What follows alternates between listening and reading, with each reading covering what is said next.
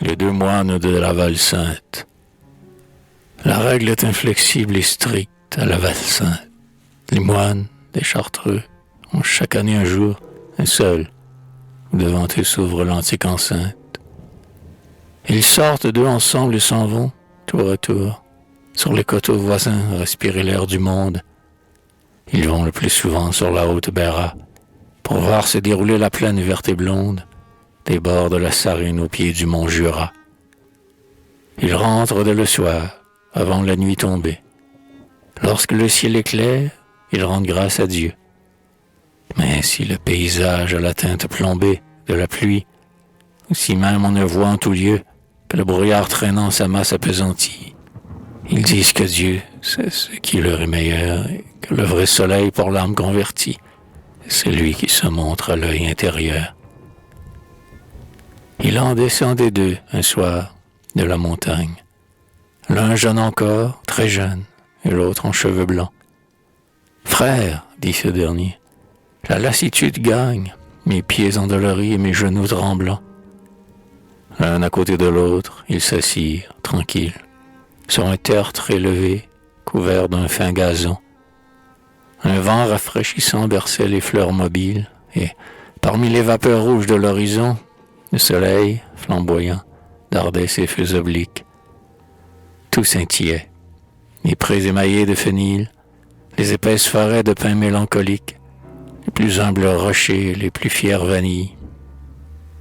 Comme ils se reposaient, voici qu'une alouette, du champ le plus voisin, s'envola sous leurs yeux. Montant d'une aile ardente et s'en allant, Seulette, chanter son tirelire aux profondeurs des cieux. Plus haut, toujours plus haut, se berçant en cadence, elle ne semblait plus qu'un point gris dans l'azur. Mais cette voix perlée ignorait la distance, et le tri toujours retentissait plus pur. Cet oiseau croit en Dieu, dit le plus jeune frère. Il ne craint ni l'autour ni l'oiseleur cruelle. C'est la foi qui l'emporte en son vol téméraire. Cet oiseau croit en Dieu, j'en atteste le ciel.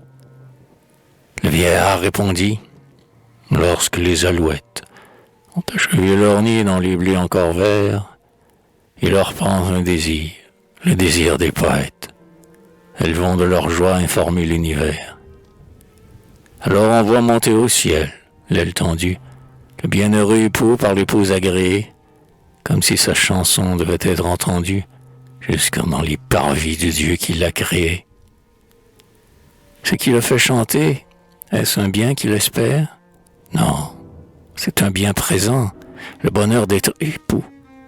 Peut-être est-ce déjà le bonheur d'être père. C'est le bonheur d'aimer qui n'est pas fait pour nous.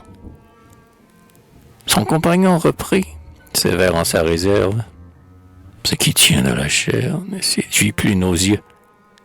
C'est ces tentations que le ciel nous préserve. Les vides consacrés, frères, nous avons mieux, car nous avons l'autel, la prière et le jeûne. À ce mot, le vieillard eut un sourire amer. J'ai pensé comme vous, frère, quand j'étais jeune. L'ascète adolescent crut voir s'ouvrir l'enfer. Il fit un mouvement d'horreur, involontaire. Mais le vieillard reprit. Mon frère, pardonnez. J'ai laissé de mon cœur échapper le mystère. Hélas, de ces aveux, si vous vous étonnez, que ce soit pour me plaindre et non pour me maudire. L'heure du repentir n'existe pas pour nous. Je n'ai plus pour longtemps souffrir mon martyre. Prions, frère, prions. Vous pour moi pour vous.